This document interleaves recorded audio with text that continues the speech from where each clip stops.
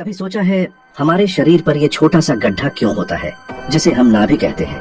दरअसल ये कोई हड्डी या कोई मसल नहीं है और इसका हमारे शरीर पर कोई खास काम भी नहीं है। फिर भी हर इंसान के शरीर पर ये मौजूद है। तो सवाल ये है, अगर इसका कोई काम नहीं है तो फिर नेचर ने इसे बनाया ही क्यों? देखो, असल में नाभि हमारे शरीर का एक निशान है। जब हम माँ के पेट में होते हैं तब हमारा शरीर सीधे माँ के शरीर से जुड़ा होता है एक खास ट्यूब से, जिसे कहते हैं अम्बिलिकल कॉर्ड। यह कॉर्ड सिर्फ एक साधारण नली नहीं होती। इसके अंदर होती है 3 ब्लड वेसल्स, 2 आर्टरीज और एक वेन। इसी के जरिए हमें माँ से मिलता है ऑक्सीजन, न्यूट्रिएंट्स और खून, और इसी रास्ते से हमारे शरीर का वेस्ट भी बाहर जाता है। मतलब जब तक हम पैदा नहीं होते हमारी पूरी जिंदगी इसी कनेक्शन पर डिपेंड होती है।